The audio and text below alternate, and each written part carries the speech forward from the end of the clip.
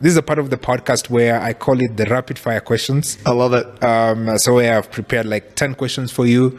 So the idea behind is really to get to know a little bit better, just in case it didn't come through during this conversation. So that should be fun. Are you ready to get going? I've been playing trivia my whole life. I'm ready for this. Okay, let's go. So the first question is, what was the first career you dreamt of having as a kid? Cliche as hell, but I wanted to be an astronaut. That sounds so fun, right? Not nearly smart enough, so I'm glad I didn't even try, to be honest. Okay, so the second question, if you had to eat only one meal for the rest of your life, what will it be? Oh, man. Okay, I'm going to cheat, and I'm going to say 2. If sustainability didn't matter, honestly, I might go with sushi. It is just so good. It is so yummy. It's got vegetables. It's got a little bit of carbohydrate. It's got protein, and it's just so clean and fresh. Incredible, but terrible for the world. We are destroying the world's oceans.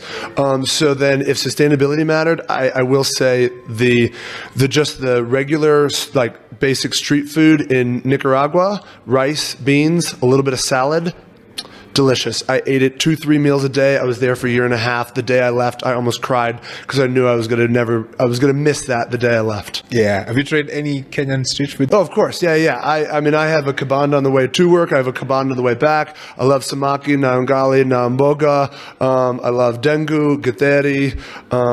I eat all that stuff. It is great. Yeah, that's a good selection right there. So that question, when you're not working, how do you like to spend your time? Sure. Man, it's a little boring, a little basic, but like I try to exercise. I usually exercise 4 or 5 days a week, so I put that in my calendar for sure. And then otherwise, I hang out with my friends. I got a really sweet wife, just got married last month, and I like to read. Nice. So the fourth question, what's one challenge that keeps you up at night?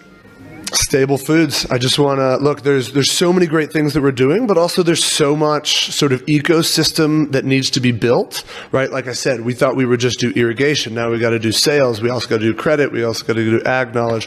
So making sure that the farmers are able to engage with us in a way that value we create is consistent. Yeah. Okay. Nice. So the fifth question: where is one place you like to go that you haven't been?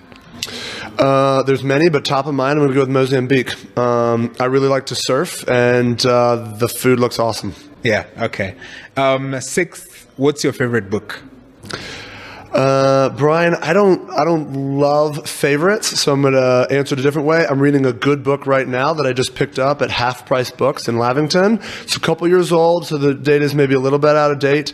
It's called The End of Men, and obviously it's a dramatic title. People just need to make titles so that people buy books.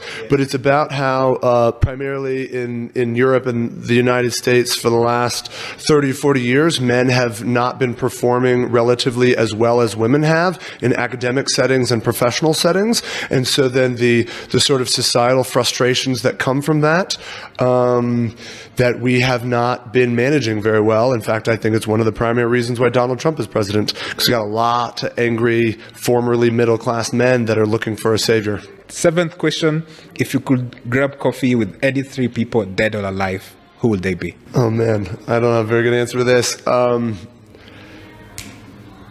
You know, some of the old scientists, I suppose, like Galileo and Isaac Newton, just because I'd be like, how do you guys even think this way? I lived 2,000 years after you, not have a clue what you're thinking. Wouldn't that be cool if I could just learn a little bit more? And then on the other side, it's just like I have a lot of friends that live continents away that I only get to see every 4 or 5 years. So like just in the basics, I just love to see some of my old buddies. So the 8th questions: what's been your most fulfilling moment since you've been working at Stable Foods? Yeah, I would say that they come in steps, but it's whenever we are able to bring a farmer in. Maybe they were even skeptical. Hey, I've never done farming before. I'm primarily a fisher person. Fine, I'll try it. And then all of a sudden they are like, oh, I just made a lot of money. I just really improved my family's position. This is something I can take really seriously now. Like that transition moment is just a remarkable moment in my life, in their lives, in the business life, because that's what we're here to do. Yeah. That should be fulfilling. The 9th question: what quote resonates with you most? I might cheat and go with 2, but one from my childhood that I learned just when I was a teenager by Robert Altman, who is a not very well-known director. I don't even think I care about his movies, but he says, to play it safe is not to play. And admittedly, I come from a position of privilege, so I can take risks. I know that doesn't apply to everybody, but one of the things I'm proud of in my life is that I have taken a lot of risks, personal and professional. Not all of them have worked out, not by any means, but like upward trajectory, and I've lived the life I wanted to live accordingly. We'll go with that. Yeah, that's very powerful. So the last question, knowing what you know now, what advice would you give to your 18-year-old self?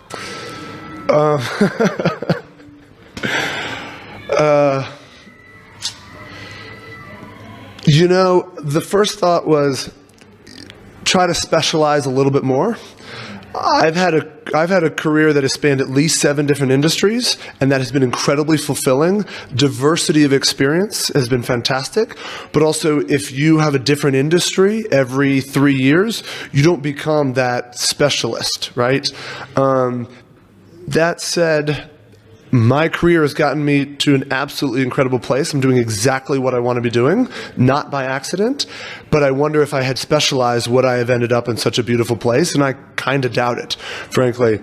So then I guess the advice I'd give is chill out just a little bit. Try not to hold on so tightly. If you can relax a little bit, it'll be better for everybody else around you. All right. Yeah, thank you very much.